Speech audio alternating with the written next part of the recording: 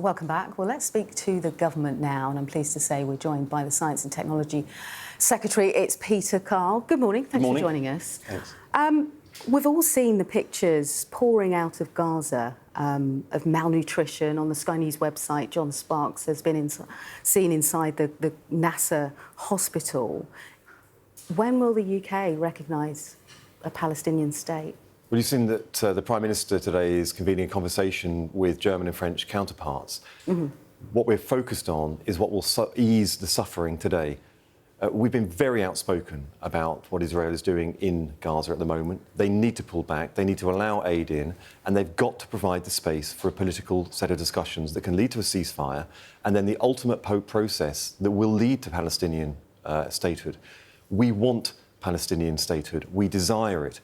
We want to make sure the circumstances can exist where that kind of long-term political solution can have the space to evolve and make sure that it can become a permanent circumstance that can bring peace to the entire region.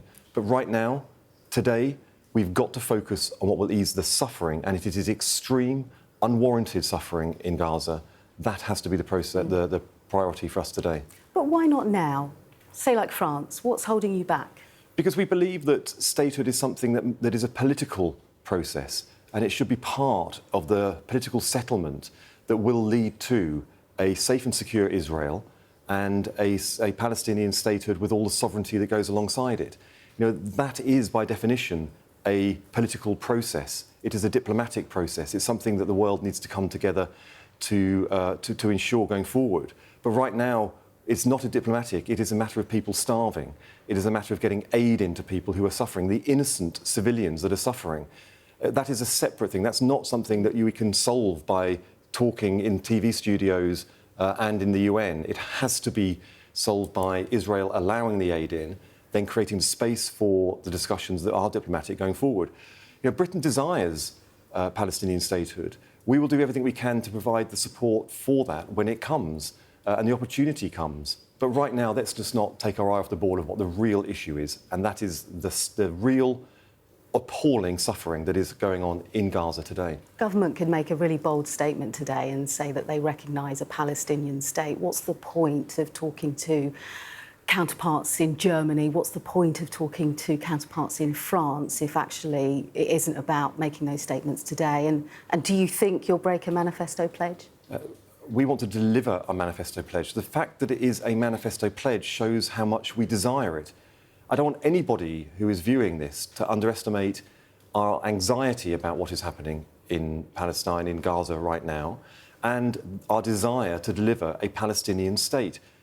You know, so this isn't a debate about whether we want to have a Palestinian state or not. But you do? Yes. The only debate is how those circumstances can evolve in a way that is meaningful, in a way that the process towards statehood delivers the long-term peace and stability for the region, because we believe that is a crucial step on that journey. Statehood shouldn't be an end in itself. Statehood and the sovereignty that goes with it is for a purpose. You know, we use statehood to deliver economic prosperity, security, long-term peace. These are all things we do with our sovereignty. Now, to give that sovereignty in a time it cannot be exercised in that way, we don't believe would deliver the kind of progress that people need. But right now, today, there is suffering and starvation, and we want to focus on that because the only thing that will solve that is getting food and support into Gaza.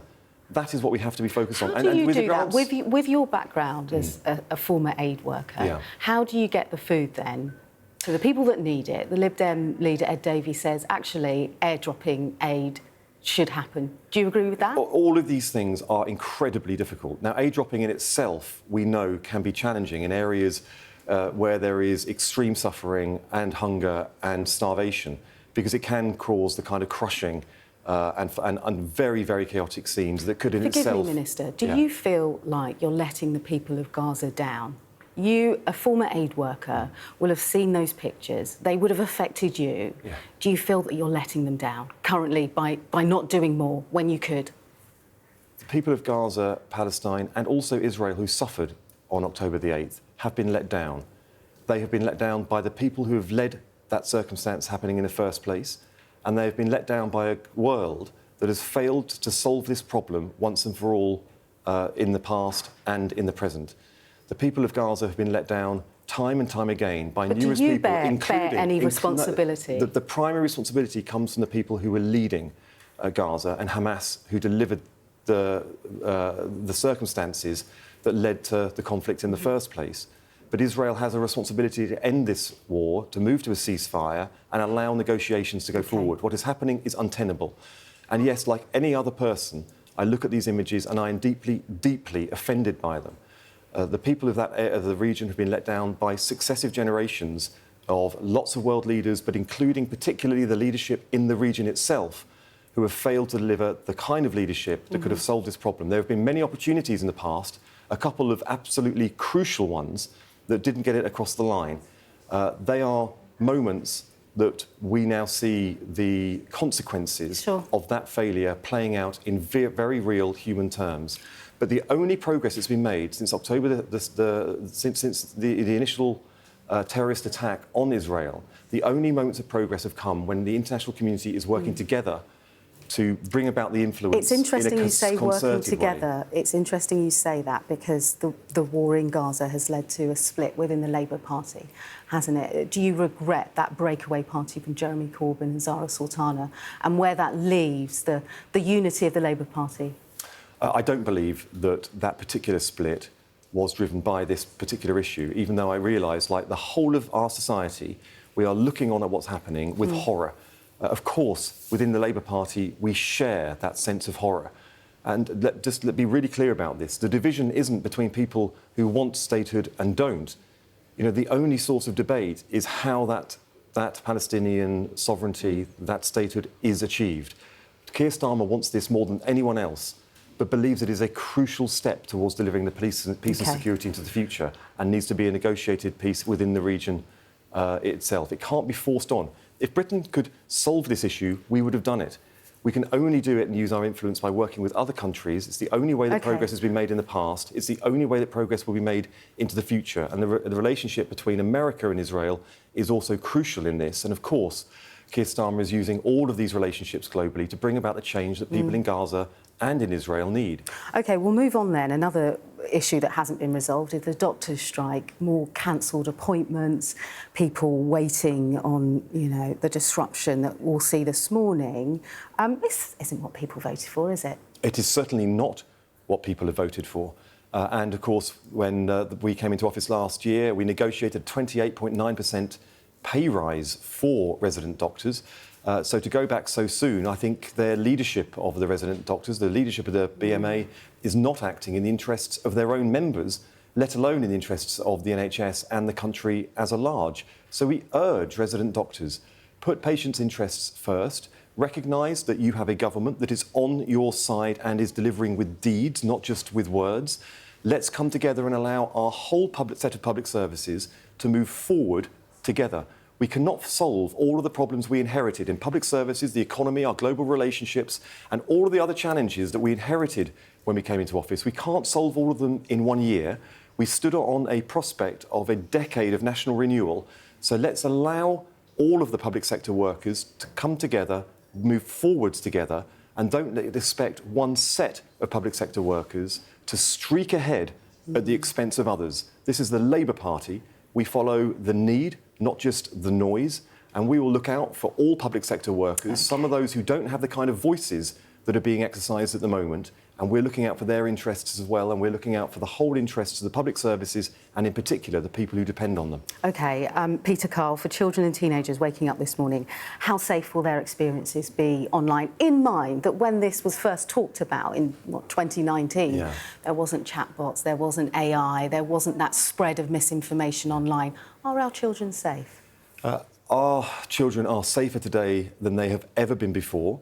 And they are safer in Britain than I believe they are in any other like-minded country in the world. Today we've taken a big step forward because platforms providing content to children must ensure that the age of the children is recognised and content is age appropriate for the children that they are providing content to. They must use the latest technology and appropriate technology to ensure that the age of the person consuming the material is appropriate for the material that's going their way. I'm a parent of 2 children, Yeah. and it's great. I'm really here for any changes that protect children in our country. But is the Act up to date? Will you be adding issues to cover chatbox, AI, in-app games too? Is it a little bit out of date? So the Act itself recognises that it's technology neutral. So it applies to all content, whatever the means that is provided to children. Sure. So emerging AI technology, for example, is within scope of the Act. The games that you mentioned, where children can interact with each other, is in scope of the Act. So any of those sites or services providing services to children must make sure it is age appropriate. This is the biggest step forward in the user experience of children since the creation of the internet. The sanctions that Ofcom, our regulator, can now impose in terms of enforcement are the most stringent in the entire world. It covers 10% of global earnings as a fine. It covers powers to take down sites. Say, for example, X right now and can view pornography right now, today, what will happen? So if any of the sites, and X, of course, is one of the main providers of porn, and also it's found its way into children's feeds unsolicited. Algorithms is a big issue for parents. It is, and now algorithms must be used to protect children. And that is one of the requirements of the Act, and that's something that Ofcom will be looking into. Look, I've been speaking a lot with Ofcom and Melanie Dawes, their Chief Executive, in recent days and weeks and months. They've been preparing this for a long time. The Act, as you said, has taken a long time to come into force. So it means the technology companies themselves have seen this coming for a very long time and had all that time to prepare. So I have very high expectations of the change that children will experience. And let me just say this. Go for it. To parents and children, you will experience a different internet, really, for the first time, from today, moving forward, than you've had in the past. And that is a big step forward. But no ban on smartphones, then? There won't be a ban on smartphones. Okay, I'm not planning we'll leave that. it there. But we are going to make sure that the internet is safer for children than it has ever been. And we're going to think very carefully about the health of young people online and how we can incentivise that into the future. Peter Carl, pleasure to have you on You Spanish too, Breakfast. Thank you.